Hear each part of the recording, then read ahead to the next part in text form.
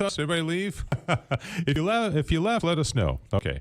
And let us know also, does the audio sound okay now? Okay. So if somebody can report that back to us and if the audio is okay. So I'm going to go ahead and move on with the program. And again, there's a big issue in our church today about whether sinners who are obstinate in their sin and obstinate in teaching against the official teachings of the Catholic Church, especially politicians seem to get the biggest flack about this, whether they should receive the Holy Communion. Well, St. Thomas Aquinas actually asked the question in the Summa. Okay, are you all aware of what he says, or have you ever read this article in the Summa, William?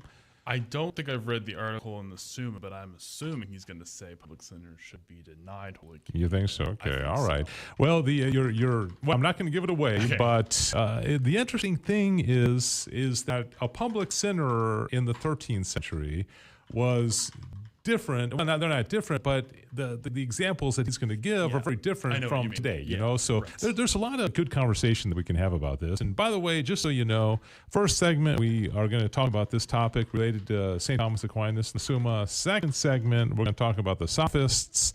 Third segment is when we open it up and we want to get your comments. You can even call us if you'd like to. Phone number here is 877-757-9424. Okay, so especially in the third segment, we would really appreciate your feedback. We may not be able to get to as much of it during the third segment and then the first two segments. And then at the end of the third segment, we play some trivia. And I'm going to pit you and William and Sissel up against each other and see who can come out the champion. So, all right, so most of us received the Holy Eucharist for the first time when we were about 7 years old, right? And most of us go to Mass at least on Sundays, maybe sometimes during the week. And there's probably never been a case when anybody has said William Kirkendall should not receive the Eucharist. I'm guessing that's the case. I'm guessing nobody is outside St. Philip's and Flower Mound saying Sissel Anderson should be denied the Eucharist, right? But we're all sinners, right? I mean, I've sinned mortally. I'm sure y'all have probably as well.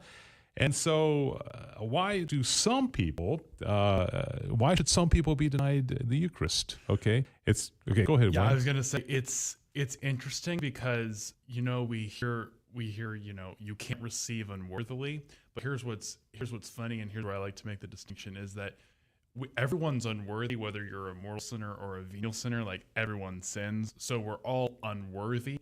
But the distinction here is you can't receive when in mortal sin because you're actually technically not just unworthy, but you're also dead spiritually. So I kind of look at it that way. Like, we're all unworthy, but you can't have life if you're dead. But you're talking about more a question that we make like I say, I'm not worthy. I'm going to go up to Mass and I'm just going to cross my arms and not receive it. It's a question that I'm making, a decision I'm making on my own. Right. But what we're talking about is, should priests deny somebody? Okay, should a priest say, you know what? I saw William doing something really horrible yesterday, and so I'm not going to give it to him. Okay.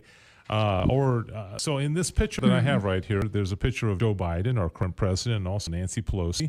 Nancy Pelosi was actually asked by her own Archbishop, Salvatore Cordileone, to not come and present herself for the Holy Eucharist, right? Now, she lives probably most of her life. Well, is she even a politician anymore? I think she I think she is. She's just not Speaker of the House. Yeah, so she lives most of her life in D.C., and as far as I know, the Cardinal in D.C. does admit her to communion. And so these are two of the examples of what we would call public sinners, and who many people say they should not be receiving the Eucharist. Okay, so let's go to the next slide, and this is the Code of Canon Law 915, which says those who have been excommunicated or interdicted after the imposition or declaration of the penalty, and others obstinately persevering in manifest grave sin, are not to be admitted to Holy Communion. Okay. So those who are obstinately persevering in manifest grave sin are not to be admitted to Holy Communion. Now, it didn't say anything about publicly doing it, because and there's a lot of questions that I want to raise about this. But here's an interesting, on the next slide, a Pew Research poll that was done a little more than 2 years ago, when Biden was first few months of his presidency in 2021. And Catholics were asked, should Biden be disqualified from Holy Communion? And a full 2/3 of the Catholics said, no, it's okay. I think 67% said yes, he should be allowed. Of course, along party lines, it's a little bit different. Democrats were highly in favor of him receiving it, Republicans less so. But still, most Catholics think, it's not that big of a deal. So what did St. Thomas Aquinas say about this issue? Okay, now the question he asks, as you see up here, is whether the priest ought to deny the body of Christ to the sinner seeking it. And what Thomas is going to say here is he's going to make a distinction between public and private sinners. Okay, if I went out last night and got drunk and committed adultery, that's a private sin. Okay, I didn't get on the radio. I didn't go out and say I think adultery is okay. It's no problem. Okay, that's a private sin. So Thomas is going to make a distinction here. But it's interesting to see the kind of public sins he brings up. Do you want to guess, what kind of examples does Aquinas use in the 13th century of the kind of sins that would prohibit somebody from receiving the Holy Eucharist? And probably less than what we're thinking. Yeah. Because we're probably thinking extreme. I remember you brought it when we did a show months ago. We talked about was it like the seven sins that he regarded as the worst? I don't remember what show that was, but we talked about like loans and different things like that he thought were sins. That's kind of what I'm thinking. Yeah, in my well, mind. you actually some of the guesses that we're getting from Mark are chewing gum in class. But that's definitely what it is. Yeah, definitely, without doubt. Okay, so here's what he says, and this is quite interesting. So here's the next slide.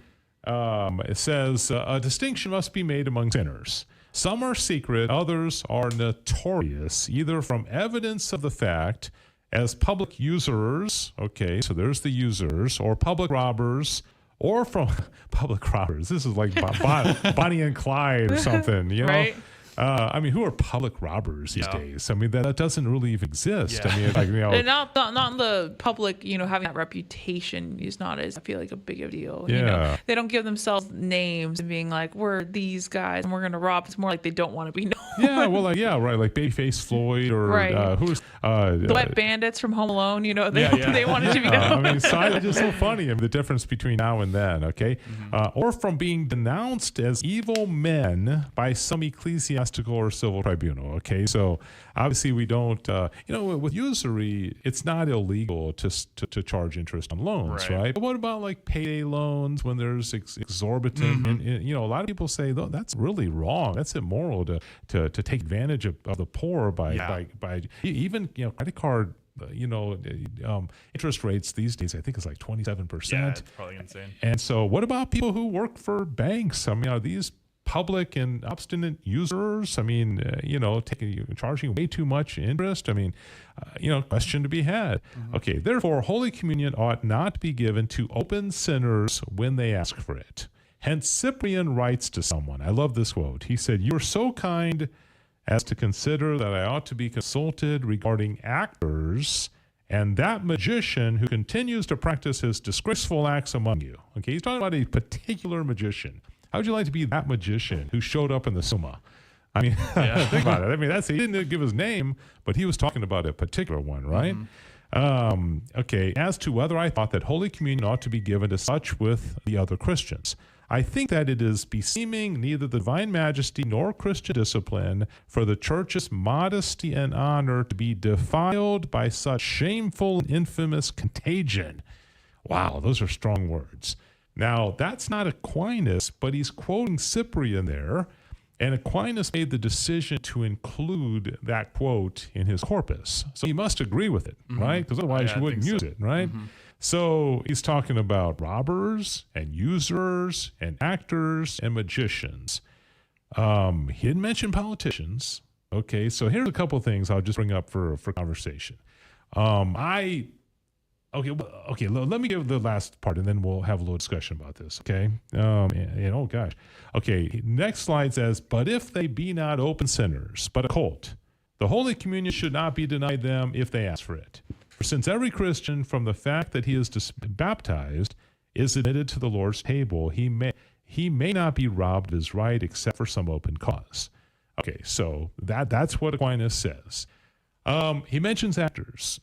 what if an actor is Catholic and he's in horrible movies in 2023 and he's in sex scenes and glorifying violence and you never hear anybody say that actor should not be able to receive Holy Communion. I mean, did you ever hear that? Yeah, I don't think so. I mean, I'm trying to think of an example. I mean, there's probably a lot of examples of Catholic actors who are involved in on camera doing bad stuff. I think so, yeah. But people say, "Oh, they're just acting," but they're doing it. I mean, especially with like the sex scenes and all that. And again, what about the payday loan people? I mean, so are we too hyper focused on politicians? Because it's always the politicians. And again, I think Aquinas would come down, like you said at the beginning, William. I think he's coming down saying somebody like Biden or Pelosi, and of course there are Republicans that would fit into this category as well. They should not receive Holy Communion. Okay, but he didn't. Obviously, he's writing 750 years ago. He wasn't aware of politics in America in 2023. Right. So what do y'all think?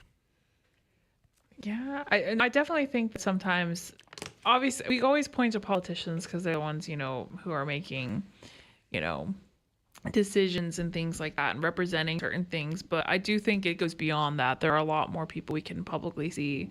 I wonder because obviously he made the distinction between private sinning and public sinning, because it gets interesting though, because you think about it, you have a politician and they stand for something that's really bad, like abortion. They stand for abortion, and you're assuming. I guess the distinction would be that they're continuing to stand for that, even if. I'm just thinking about let's say you see a politician giving a speech one night, and then like 5 days later you see them at mass. And obviously, to every other person, we don't really know, obviously, unless he's come out publicly and had an apology saying, I shouldn't have represented that, gone to confession. You just have to assume that they're still standing for that. Sorry, I'm just thinking about the heart, and that like ultimately we can't know someone's heart and when that conversion could happen. But we're assuming that if in between that time, they haven't done anything. They're continuing to publicly. Yeah, right. It's kind of a stretch to say that they had. But you're right. Did something happen between that moment? But I'm thinking like if a priest sees someone do something, like commit some sort of sin outside of the confessional, or outside of mass, and then they see that person come to mass, it's like they can't deny that person necessarily. Right. Because they don't know what's. They don't know if they've gone to confession for them. Everything that Thomas talks about, the actors, the magicians, the users, the robbers, these are people that are committing the act. The politicians are not committing the act. They are publicly supporting it. And so I would wonder if like somebody back then would have said, you know what, I think robbing is okay. Robbing banks is okay. I'm not robbing a bank, but I think it's all right. That's one layer kind of removed, because you're not the guy out there robbing the banks. Abortion. I mean, Joe Biden. I don't know what his history, but he's not out there performing abortions. Right. You know what I mean? Right. But so, anyways, I'm not saying that Biden should receive the Eucharist. I'm just saying that maybe we hyper focus on one type of public sinner, and maybe there are more, that should maybe be scrutinized a little bit more. I don't know. That's all I'm saying. Yeah. All right. Any other comments out there, Sissel? Mark's asking, how are you supposed to know if they are a hidden sinner, gossip, or peeking during the confessional? Is what he's saying. If they're I think it's more not so much that like a hidden sinner is like someone that you should be able to identify. We're all technically hidden sinners. We all sin, and sometimes often in private and in places where not everyone can see. Yeah, and I think probably the biggest word that we could use to describe all this is scandal. If somebody is creating a situation where other people are not going to be as aware of sin, like when a politician who is a Catholic and who is receiving the Eucharist, in public life is supporting things that are egregiously evil, that gives a lot of other people a pass to say, well, then maybe I could go have that abortion, because, Biden is, he's a Catholic, he's receiving the Eucharist, he supports abortion. So I think it's scandalous. Whereas if, one of us goes out and gets drunk, a few people might see it. Yeah, it might but be it's a not, small it's not baby public. scandal. Yeah, It's not It's a personal. Yeah, but if I got on the radio the next day and said, you know what, I got drunk And it was great, you all should do it, and yeah. I don't see anything wrong with it, well, then Right. that becomes public scandal. Right, right. You know, so. When you advocate for it, yeah. Yeah, exactly. All right, so that's going to do it for the Aquinas section of the program.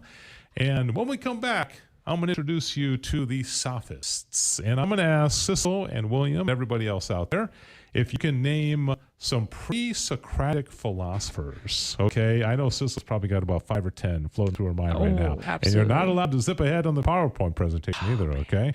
All right, can you name Mark Lowe, anybody out there, can you name some pre-Socratic philosophers, okay? And can you name any Sophists, and who are they? Why are they problematic? And also, I'm gonna argue why they're advantageous in a certain way as well. Okay, we'll be right back with Back to the Father.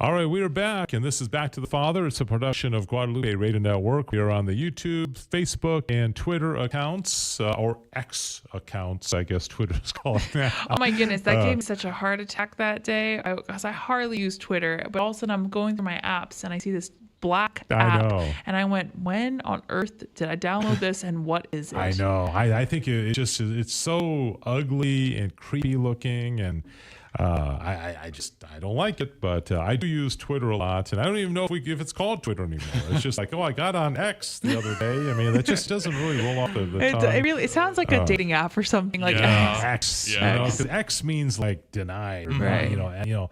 All right. So, who are the Sophists, and why should we care? Is the question that we're going to ask right now. Yep. I'll just kind of throw it out to you guys and anybody who's out there watching in social media land. Have you ever heard of the Sophists? Yes. And also, Can we name can you name any? We'll just kind of throw it out because the next slide, I'm going to show you a group of what we call the pre-Socratic philosophers, some philosophers who lived before or right around the time of Socrates. So can you name any? Dave, you say that if you think, therefore, you're a philosopher. Yeah. So anyone before Socrates was a philosopher. So I could There go you back go. to like Old Testament. Yeah, well, anyone in the Old okay. Testament. Also, Annabelle did comment Protagoras. That's what I was going to say. Oh, yeah. good. Well, he's one of the Sophists. So Yes. Annabelle has So actually heard of she Protagoras. has. Okay, we're going to talk about him today. Annabelle, I am so impressed.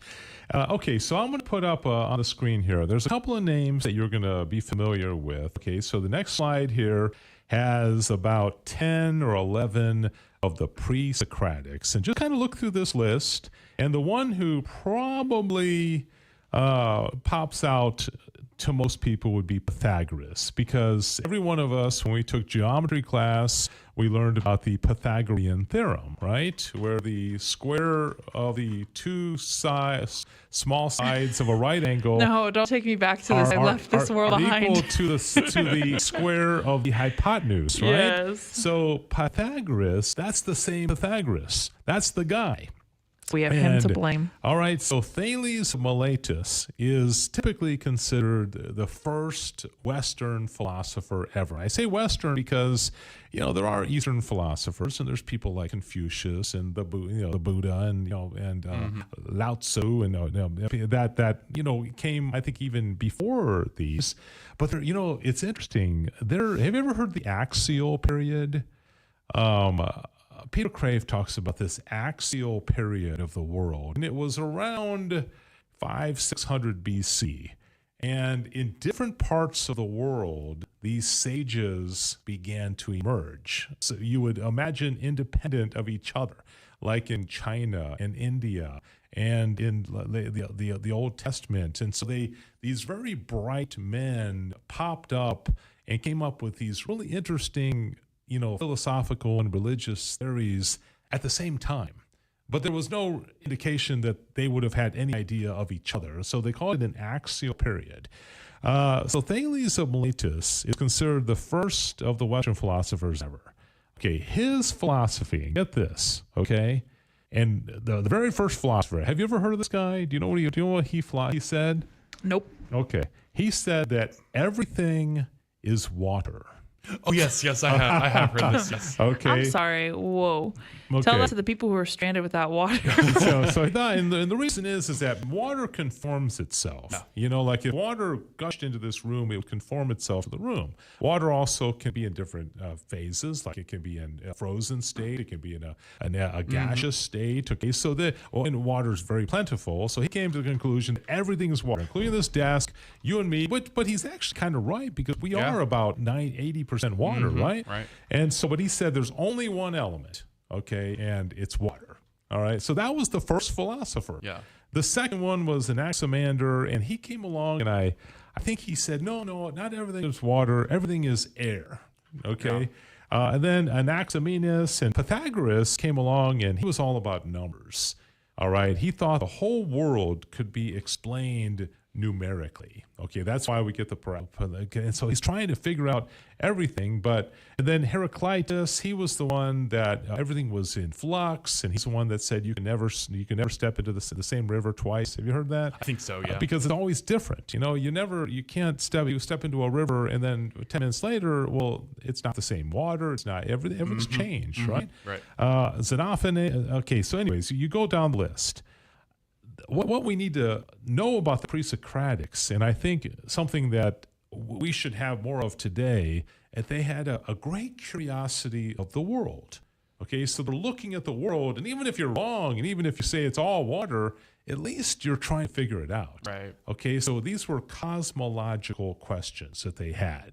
We're curious about the world. We're trying to figure it out. Is it the four elements of fire and earth and water and air, and so I think that's largely been lost today. Not many people look at the world and really with a sense of curiosity, a sense of wonder. Like, I want to try to figure. We think we got it all worked out, right? Because of the scientific revolution.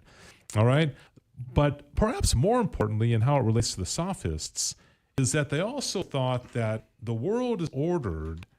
And therefore, there must be a corresponding moral order as well. Because if the world is ordered, the sun is coming up every day in the east and setting in the west, and there's a water cycle, and everything seems to kind of make sense. They said, well, there must be a moral order as well. There must be a certain way that we're supposed to act. Right. All right? That makes sense. So that was kind of the contribution of the pre-Socratics. Does that make sense, Cecil? I think so. I think so. And then what happened was, and I'm gonna put the next slide up. The Sophists came along, and you can see they were generally a couple of hundred years later, sometime in the 4th and 5th century BC, and they basically said nonsense. Okay, there's no reason to try to make sense of the world.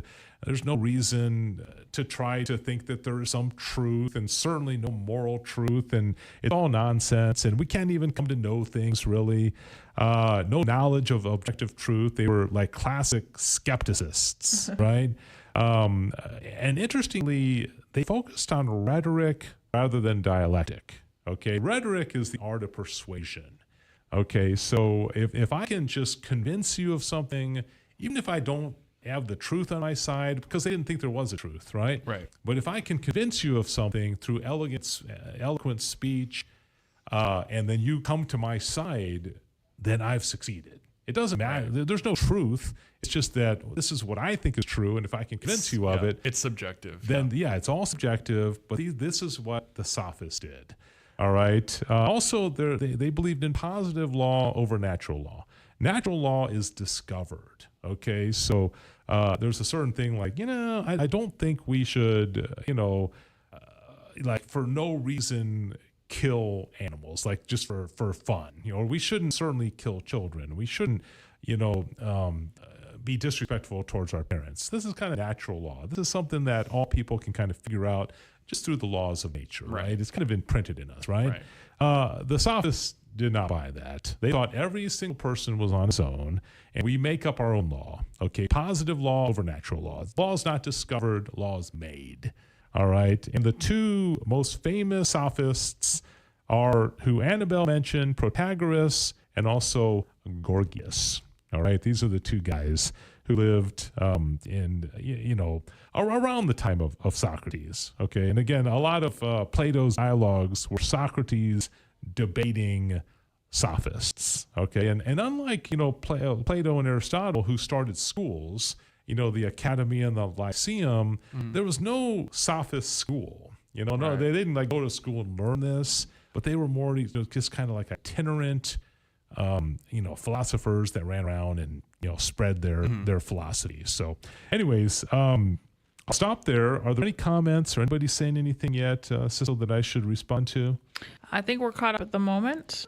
Okay. Yep. Mark Lowe was talking about how that in The Wizard of Oz, when Scarecrow, when he gets his brain, the first thing he says is the Pythagorean theorem. Is like he says it out loud. Oh, is that right? Suddenly he's smart again, so he starts listing it off. So is that right? there's a little bit of trivia for y'all. That's really interesting. That's really interesting because it's a fact. I mean, the Pythagorean theorem is something that had to be discovered.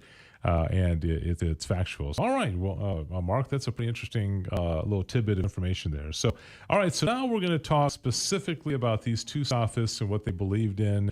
The first of them is Protagoras. He had a very famous quote, and he said, "Man is the measure of all things." Okay, now we wouldn't say man is the measure of all things. We would say God is the measure of all things, objective truth, the divine reason, the divine law is the measure of all things. But Protagoras, being a moral relativist, thought that William comes up with his own truth, Cecil with her own truth, and me with my own truth, okay? And so each of us is the measure of our own things, okay? So we kind of do anything we want. He said, in every question, there are two equal opinions, okay? So if you and I disagree on something, it's okay because we both have our own opinion, right? Right. And we only know what we experience individually through our senses. The law is created rather than discovered, as I mentioned a moment ago. And he said, quote, "As for the gods, I have no way of knowing that they do or do not exist." Okay, so he basically was just like, he checked out. Intellectually, he checked out. And he's just like, whatever. I have no idea if this is true or not. So we only experience through our senses. So he's an empiricist, basically? Right, yeah, okay. Exactly. Okay. So he would be an influence on people like David Hume and George Berkeley and John Locke. And so he's an empiricist for sure. And so, okay, so then Gorgias comes along, and he's the most famous of all the Sophists. And he kind of railed against this whole concept of logos because the pre-Socratic philosophers believed in logos. Okay, the logos was like the highest ideal of truth, beauty, goodness, meaning. And in John chapter 1, he begins his gospel by saying, "In the beginning was the logos." Remember, John wrote in Greek. So the word wasn't word. In the beginning was the word, and that's how we translate it. But what John said was the beginning was the logos. Okay, so he was writing for a Greek audience. He's saying, okay, this truth, this transcendent truth that you aspire for, it's Jesus Christ. Okay, and he was God. He was with God in the beginning. Okay, so good little tie-in there with Christianity. But Gorgias says, not only is there no logos, there's no being, There's no stable order. There's no intelligibility. There's no form, no structure, no meaning. Okay, there's like nothing. There's nothing to aspire to. There's no truth that we can try to discover. And then he says, even if there were being, we would have no knowledge of it. And even if there was knowledge of it, we couldn't communicate it. So he is like totally checked out intellectually, like I mentioned, and just saying, we can't do it. There's no truth out there. And so there's no reason to discover anything. But also, let me just take a break and sit back and. But exactly. Like, what am I supposed to do with? Peter Kraft has an interesting quote. He says, ethics always follow epistemology. So if you don't think that there's any truth that you can come to know, well, then you will live accordingly, and then anything goes, right? Because if there's no truth, eat, drink, and be merry, for tomorrow we shall die, right? So epistemology kind of is intertwined with ethics. Yeah, those two philosophical. Okay. Yeah, exactly. Okay. And so this kind of thought process led to nominalism. We studied William Buckley, right? Nominalism, where there's no truth. It's just names that we put on things. Modern day skepticism, Kant's Copernican revolution in philosophy, Derrida's. Were you here for that class? I think so. Yeah, deconstructionism. Maybe not, So anyways, when nothing really matters, when nothing is true, there isn't a truth. It's not objective. They would deny nature. They would deny essences. They would deny. So it's like, man, there's nothing. It's kind of depressing, because there's nothing to discover. So that's why these guys were problematic, right? So as I mentioned, I think that there was some advantages to the Sophists, and I'll put the next slide up. Okay, so what's good about the Sophists? What Their name reminds me of esophagus, so I mean, they have a fun name. That's what's good. That's not one that hit my radar, but that's fine. Okay. You know what? I like to keep us open to all possibilities. Okay, well let me start with this example that I'll use. Did y'all see the movie What is Woman by Matt Walsh? I've heard it, but I've never seen it. I've seen clips of it, not the full thing. Okay, so anybody out there who's seen it, it was, I enjoyed it a lot. I thought it was entertaining and interesting and all that. Matt Walsh was responding to sophistry. Okay, he's responding to eloquent people that are out there saying there's no such thing as woman. Okay, it's total nonsense, but these people have influenced the culture so much that a large portion of the people have bought it, and now don't believe that there's anything objectively true about being a man or a woman, right? And so Matt Walsh would never have made that movie if it wasn't for modern day sophistry, right? So my point, and I'll go into the next slide here, is the Sophists gave us Socrates, Plato, and Aristotle because that was the fuel for Socrates. And like I said, most of the Platonic dialogues was Socrates debating these Sophists. And if there's nobody spouting nonsense, there's no reason to respond. So some of the greatest philosophical thoughts that have ever, come down in the world were because truth was challenged. And if truth hadn't been challenged, nobody would have taken the time to define what it means to pursue the truth. Okay. Right. Dr. Peter Kraft says the Sophists were part of what he calls the Great Conversation. All right. So it's like today, not that we want to welcome, error and faulty thinking and all that, but it allows us to sharpen our intellectual swords, right? So that we can. I got into a debate last night at Walmart with a guy who said he didn't think the Catholics were scriptural, Oh, my. Has he attended a mass recently? Right. And then the third one says they are part of the challenge and response. And I want to just read this one excerpt from Peter Kraft. I am increasingly becoming a huge fan of Peter Kraft. Okay. He says, great 20th century historian Arnold Toynbee saw all of history as a challenge and response. Since philosophy is a crucial part of history, the history of philosophy, too, is challenge and response.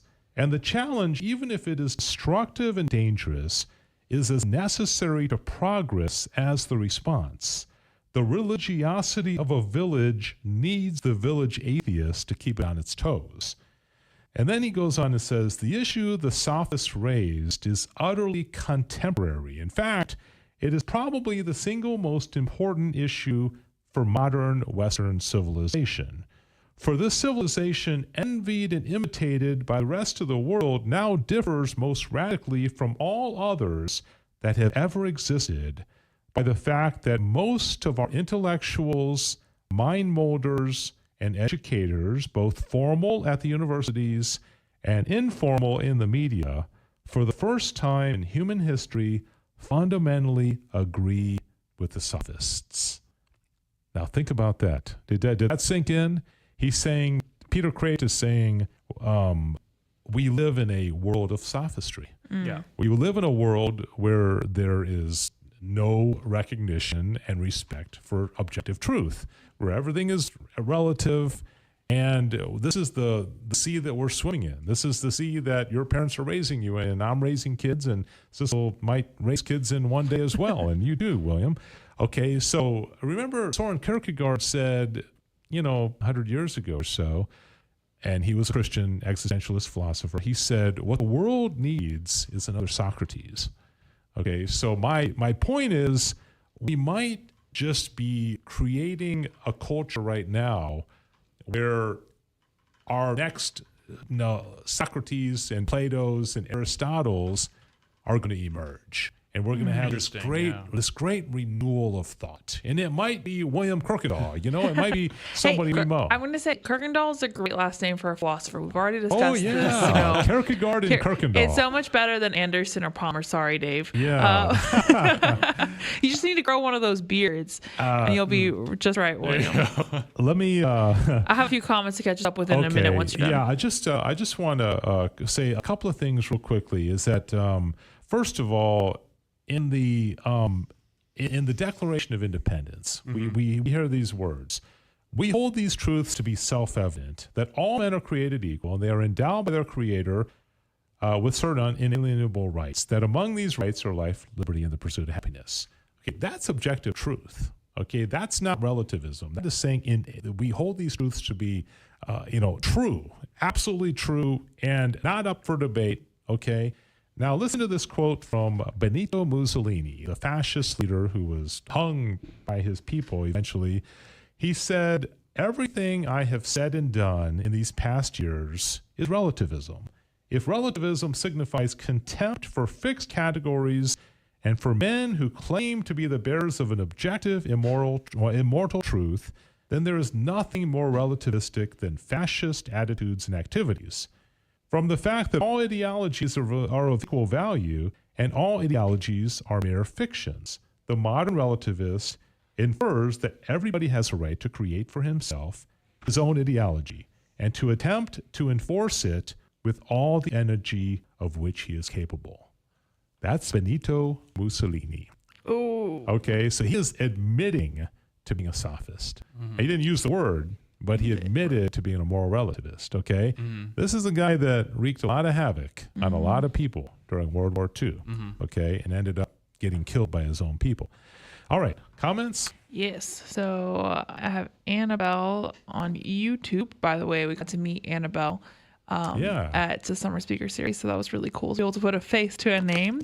And she says, when you're talking about that, it's good that the Sophists existed because then it had us be able to create these philosophers who were able to combat that. And she's like some of the teachings of the church that when they were challenged, we were able to define them better. Which is kind of cool. And then Mark commented that sophistry is now normalcy. And then maybe something good will come out of all this gender lunacy, kind of like you're saying, Dave, that we'll probably have really strong philosophers and people in the beliefs of, gender identity in the future. And then also Forrest commented the Bible verse, Romans 8:28, and that is, and we know that in all things God works for those who love, for the good for those who love him, have been called according to his purpose. So it's a good reminder in this time. Also, Mark wanted to say that you are definitely much smarter than the Scarecrow. Well, that's good to know. That's good to know. So anyways, do yourself a favor and go back and, study some of the pre-Socratics.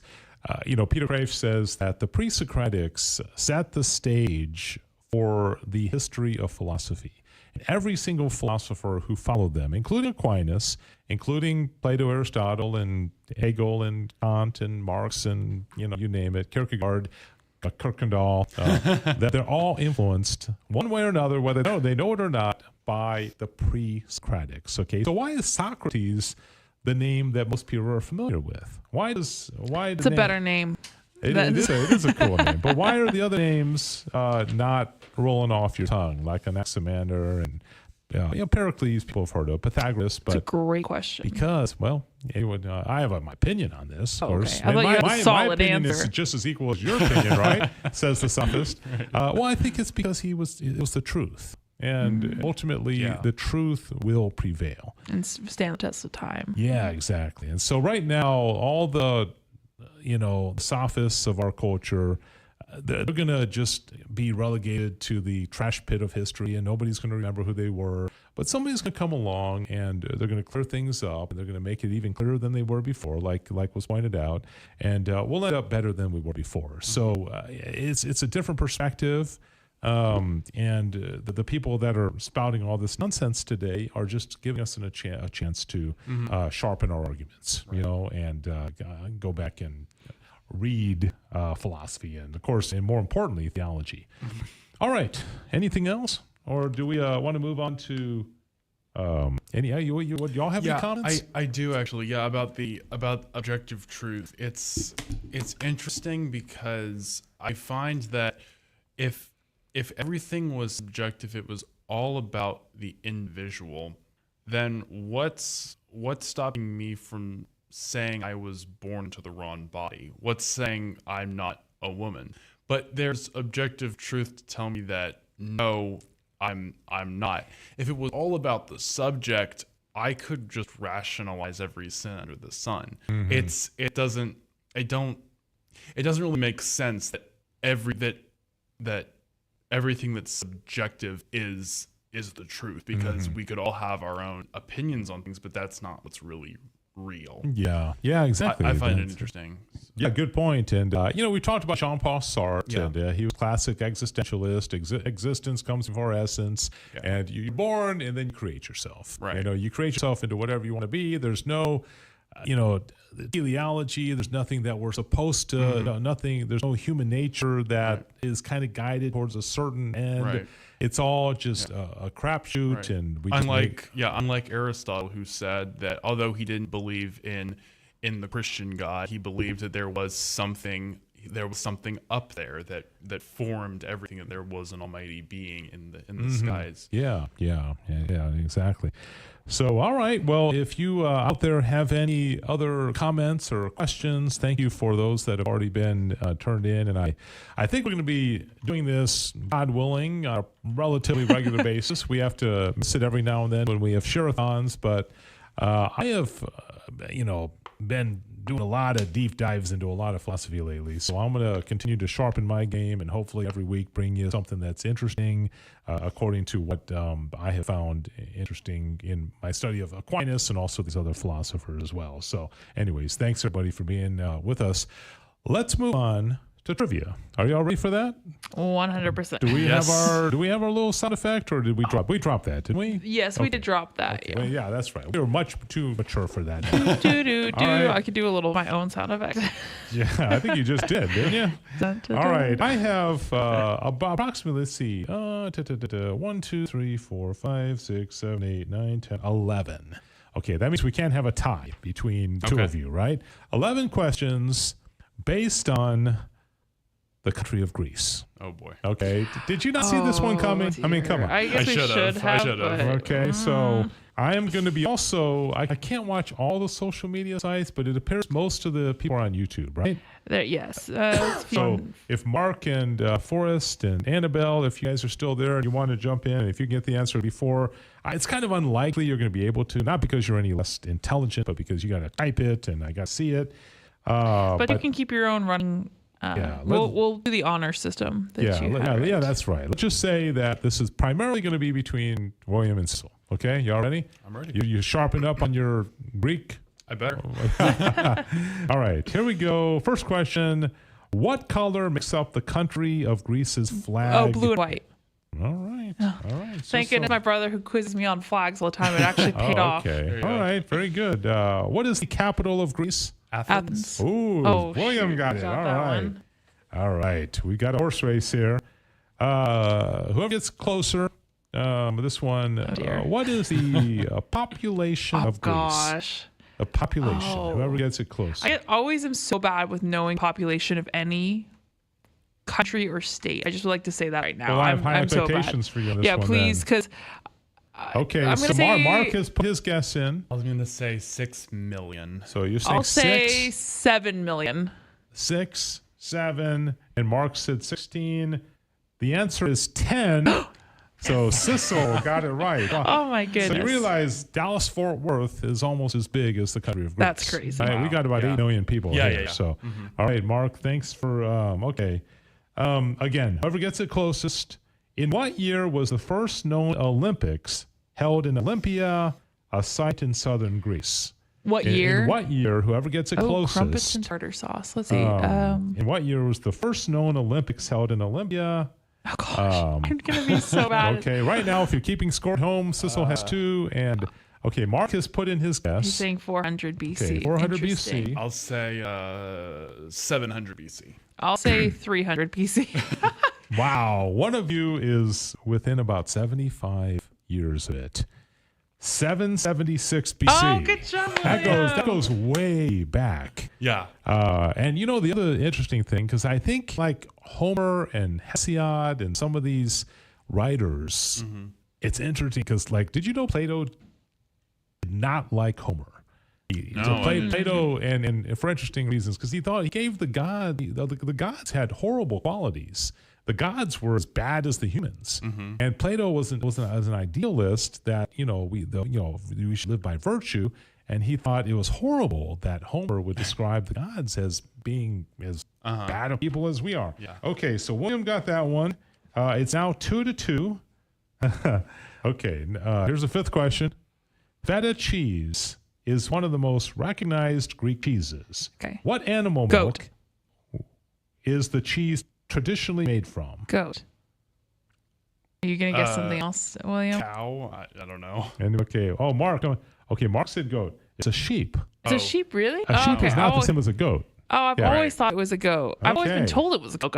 I swear. Well, yeah, like goat milk, right? Yeah. Yeah, you would have thought. Well, it says sheep. Let's just assume they're right.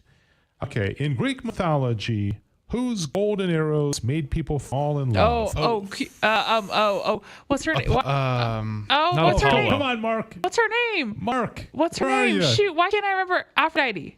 No, not Aphrodite. Why did I say Aphrodite? That's not right. Let's see. What's her Mark name? said Cupid.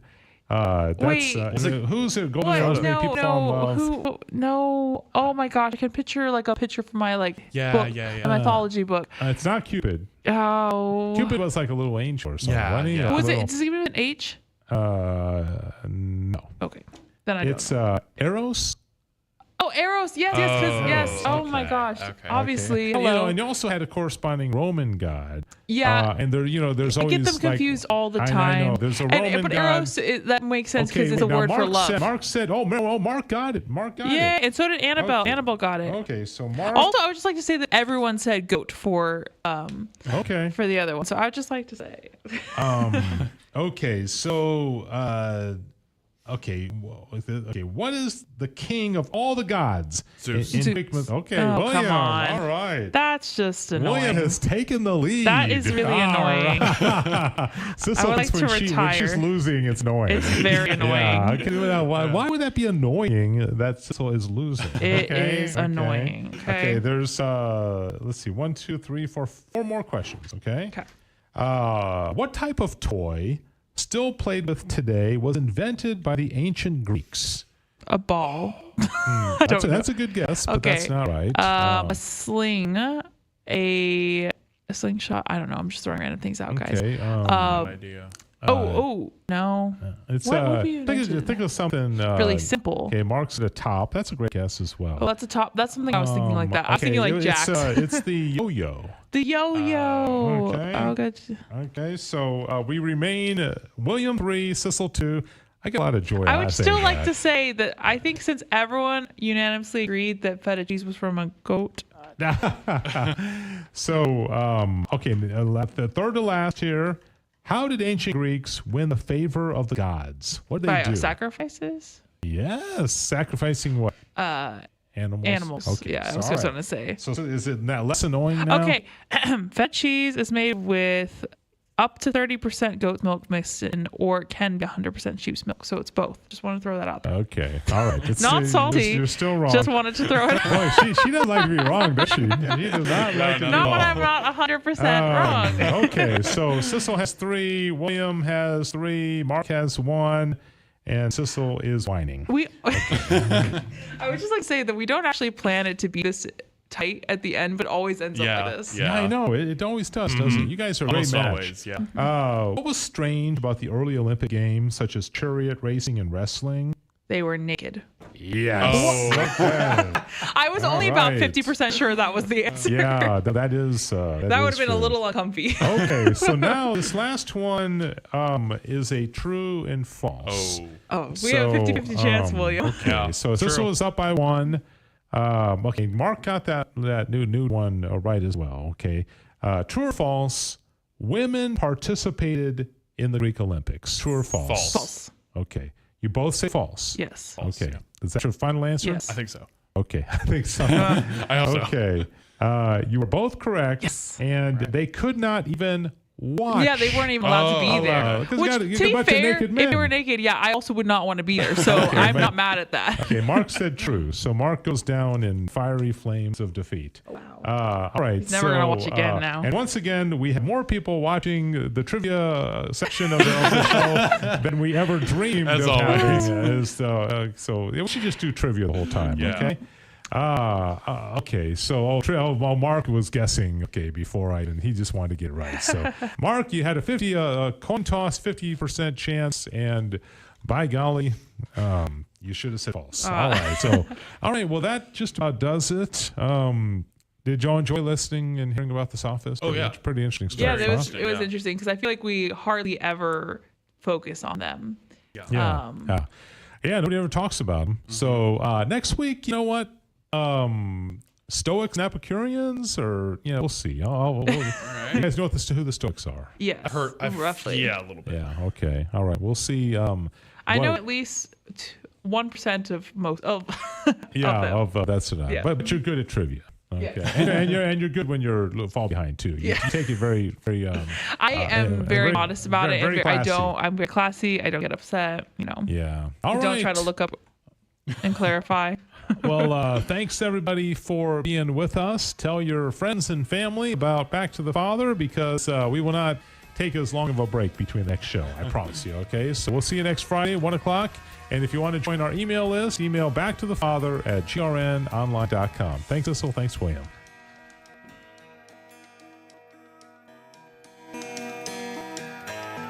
Thanks for joining us for Back to the Father. And don't forget, the glory of God is the human person fully alive. If you have comments about the show, email Dave Palmer at grnonline.com.